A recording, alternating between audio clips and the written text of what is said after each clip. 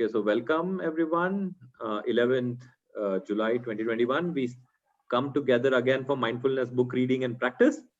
Today we switch from the book Silence to the Power of Now. Right? So Silence by Thich Nhat Hanh. This is what we were reading before. Now today we are going to jump into Power of Now. But as always, let's try and take a minute to arrive so that we leave everything behind us and be completely in the here and now. So for that, I invite you all to sit comfortably, but attentive at the same time. Try and keep your back, neck, and head aligned.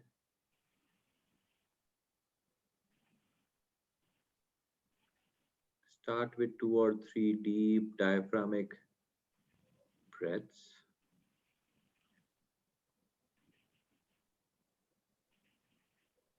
As you breathe in, observe that your diaphragmatic area expands. As you breathe out, it contracts.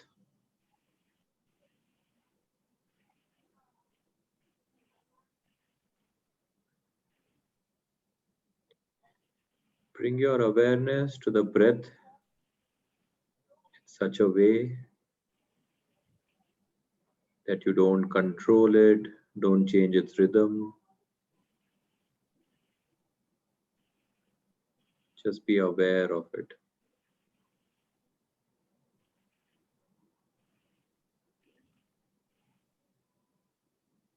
Breathing in, know that you are breathing in.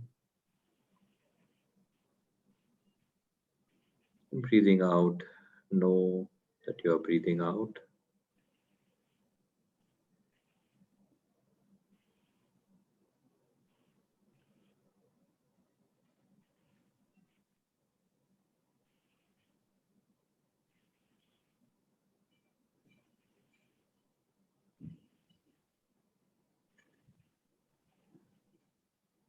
Become aware of the space between your in-breath and your out-breath, and your out-breath and your in-breath.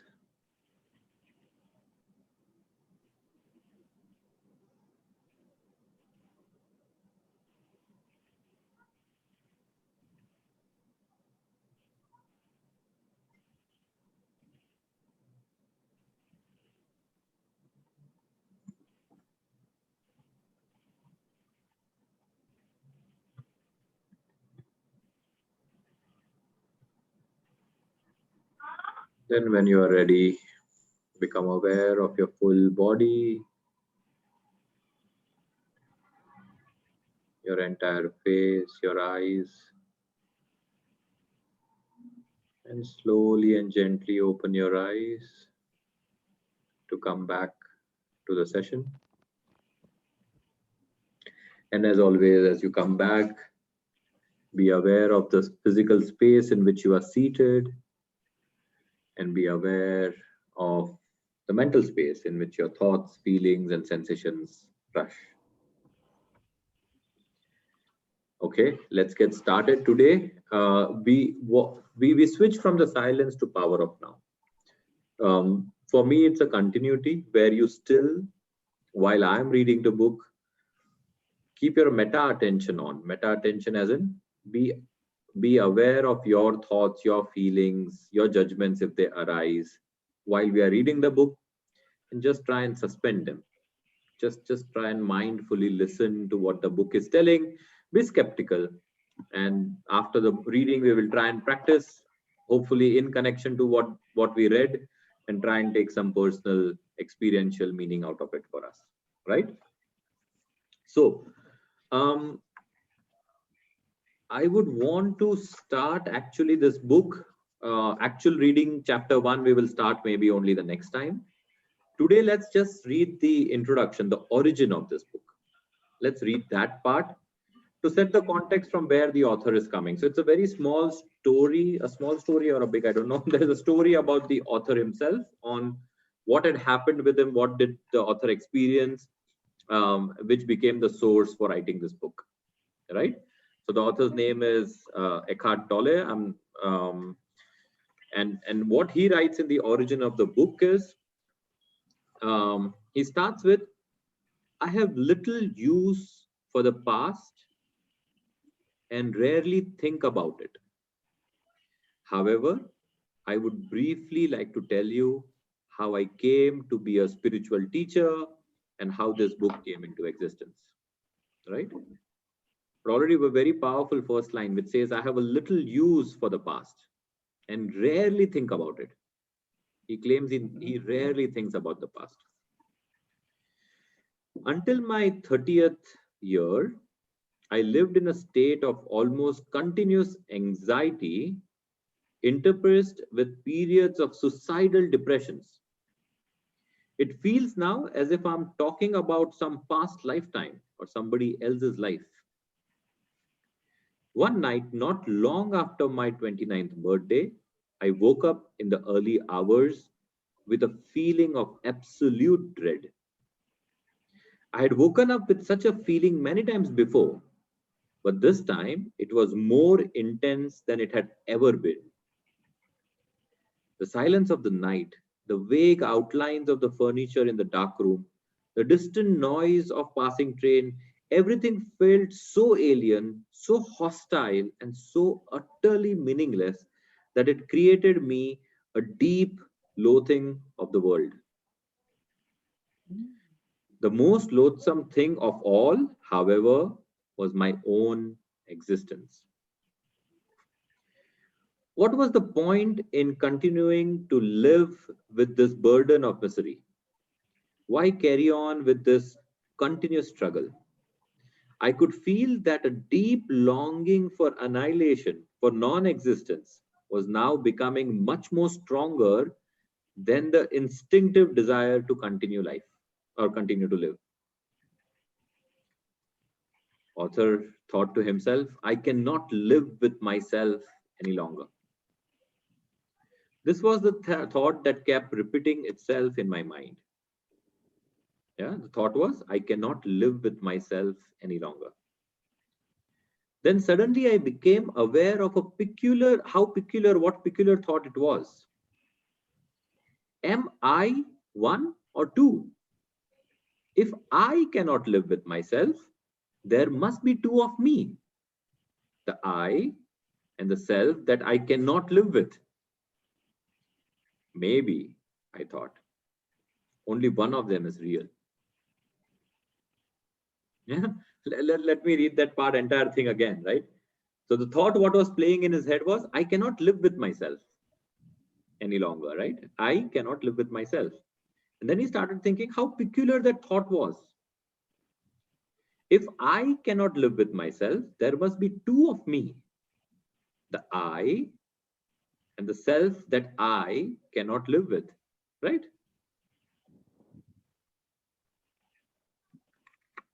And then he thought maybe only one of these two conflicting things is real, right? I'll continue reading. I was stunned by this strange realization that my mind stopped. He was stunned by this thing, so much so that his mind stopped. I was fully conscious, but there were no more thoughts. Then I felt drawn into what seemed like a vortex of energy. It was a slow movement at first and then accelerated. I was gripped by an intense fear and my body started to shake. I heard the words, resist nothing, as if spoken inside my chest. I could feel myself being sucked into the void. It felt as if the void was inside myself rather than outside.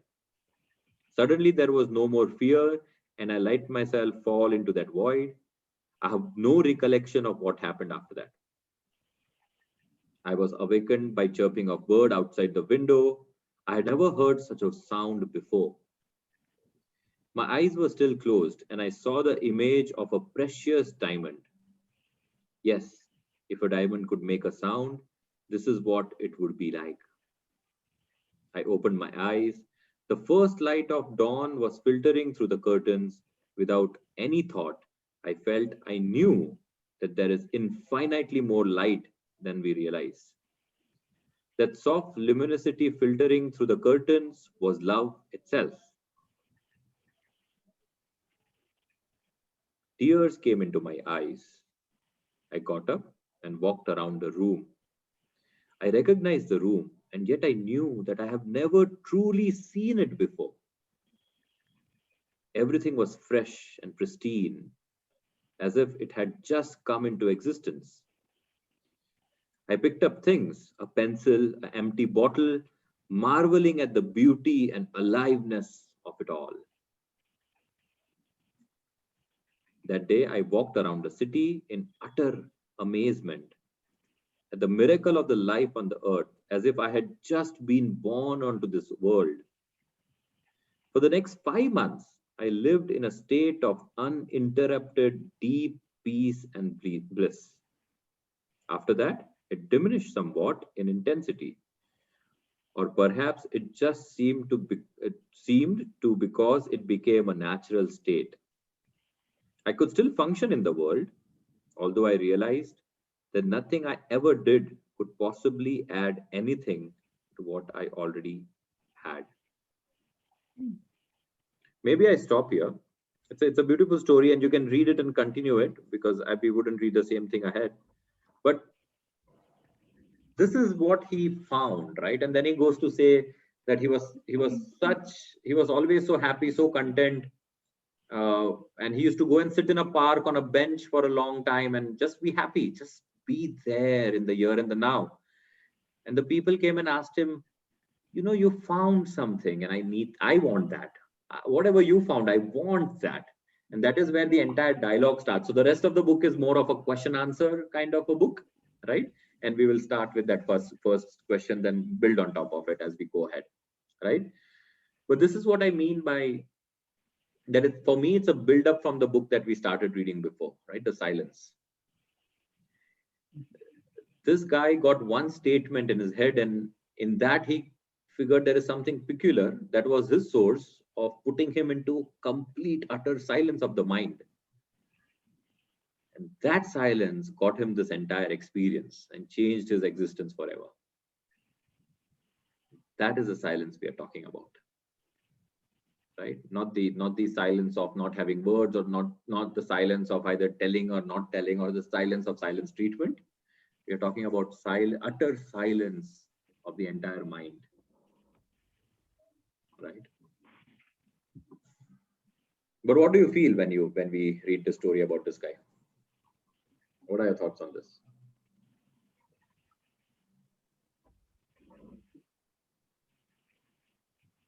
Yeah, I think something very bad is happening in his life, or he's he has that feeling that uh, all the things which are bad are happening to him.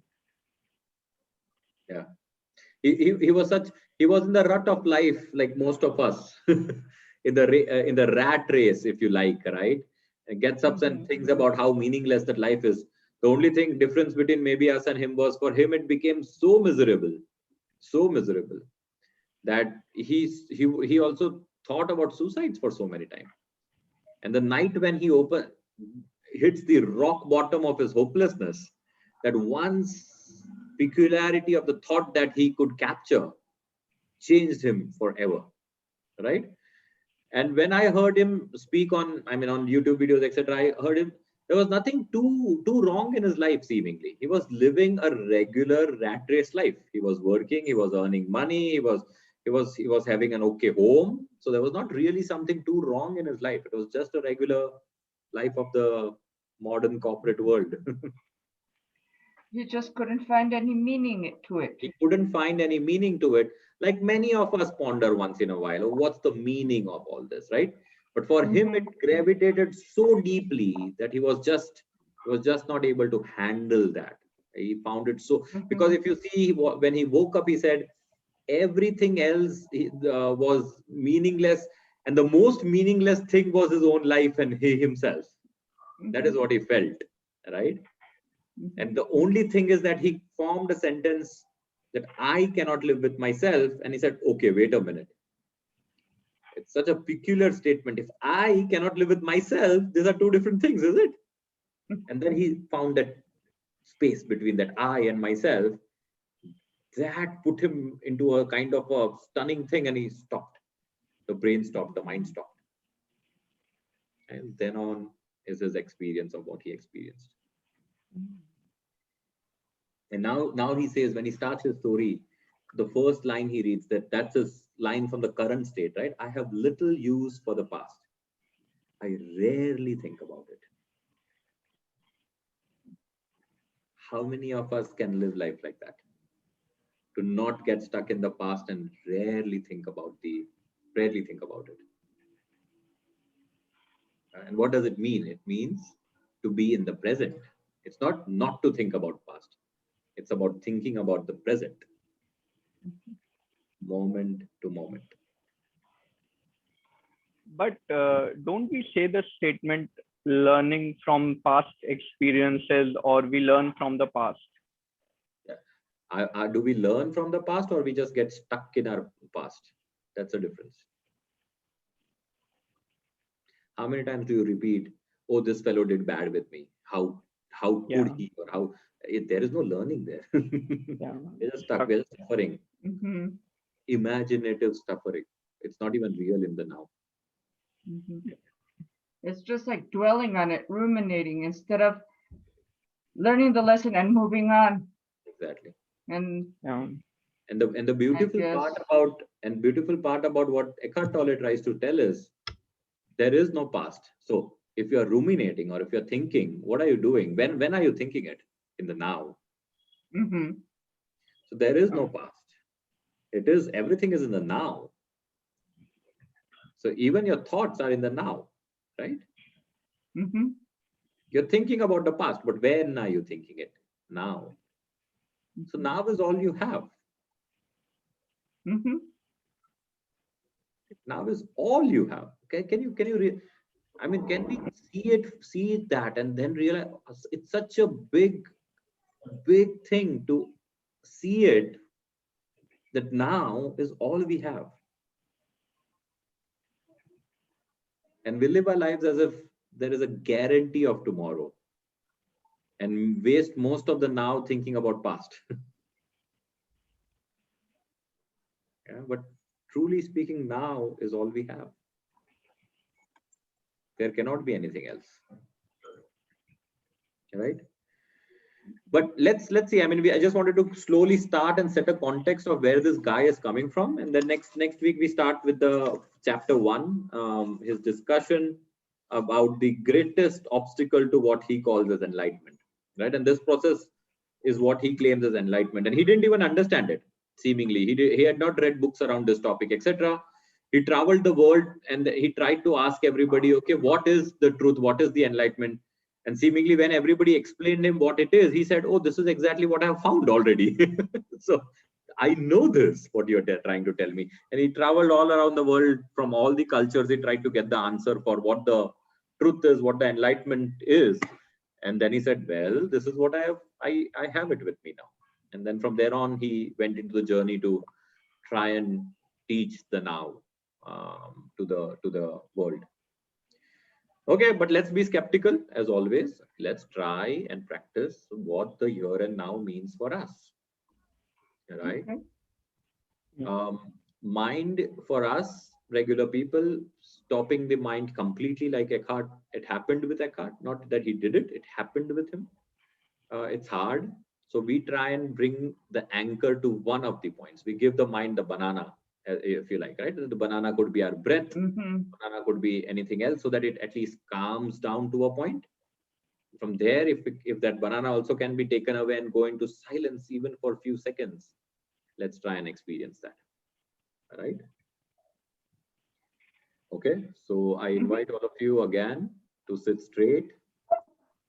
Find a comfortable position.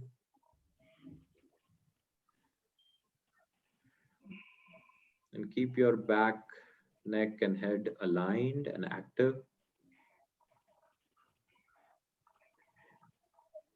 And try to take a resolution of not moving your body or your mind.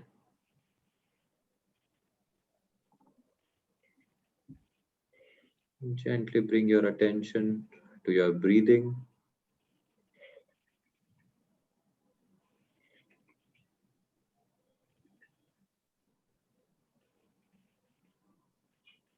Breathing in, tell yourself that I am here.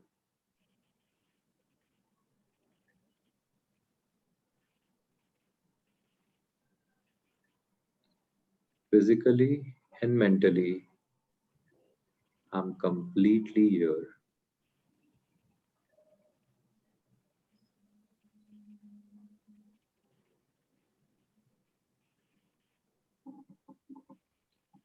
And the here and the now, I choose to be free,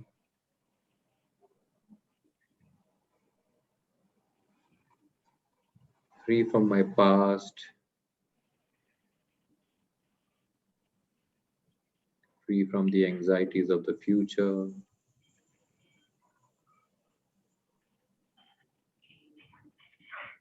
free from the noise outside and the noise inside.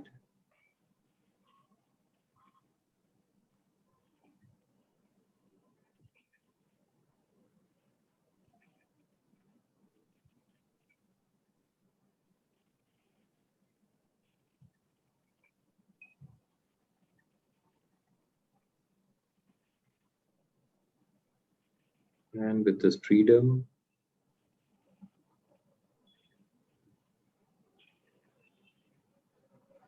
I try to be completely silent.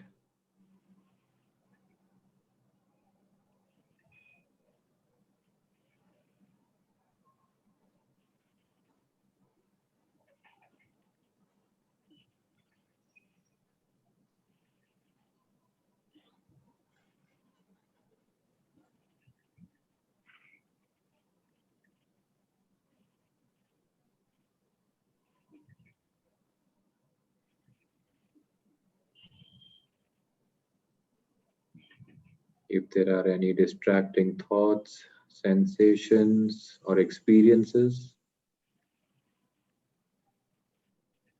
I don't get carried away with them. I gently bring my attention to my breath, and in that attention, again enter the silence.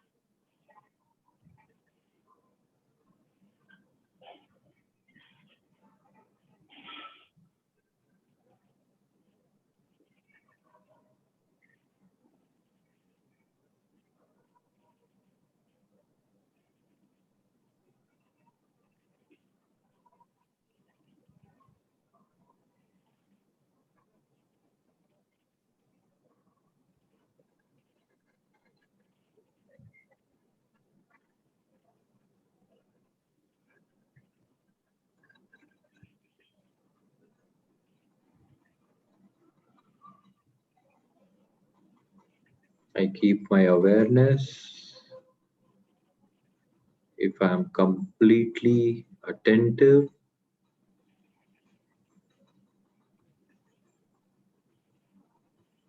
or am I getting thoughts with which I get carried away?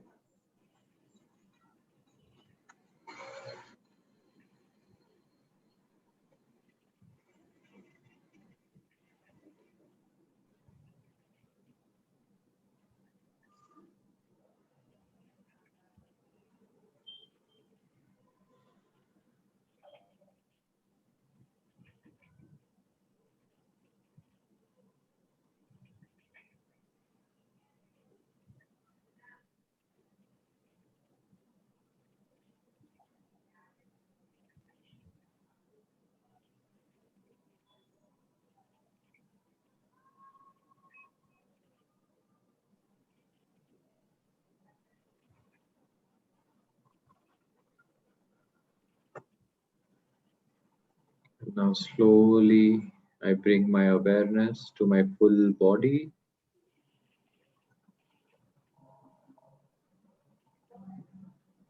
Gently open my eyes.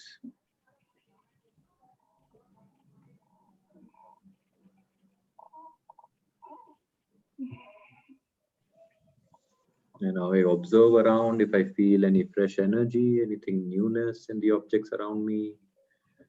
If I feel some good space, calmness inside my mind, my body. Scan where it feels in your body. If it feels, don't fool yourself.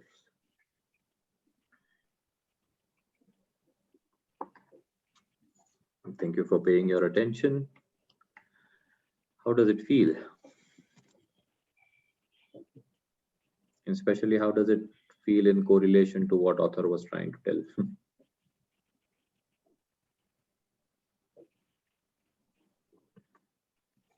I feel calmer.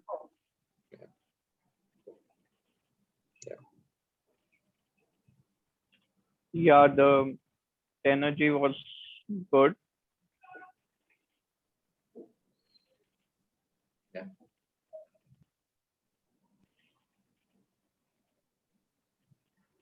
Good. Take that calmer, good energy and the silence that you're experiencing now with you. That's the reality. Everything else is what we could always semantically use words, but this thing is your reality. Yeah. Take that with you. Have a good week ahead, good day ahead. Let's continue this reading again next week, and we jump into the chapter 1 then and see what it means for us personally. Yeah. Thank you very much, Jamin. See you next Thank- week. See you thank next you, week, Jamin. Naman. Yeah. See you next week, Alexandra. Bye bye. Thank Bye you. bye. Bye. Thank you. Thank you.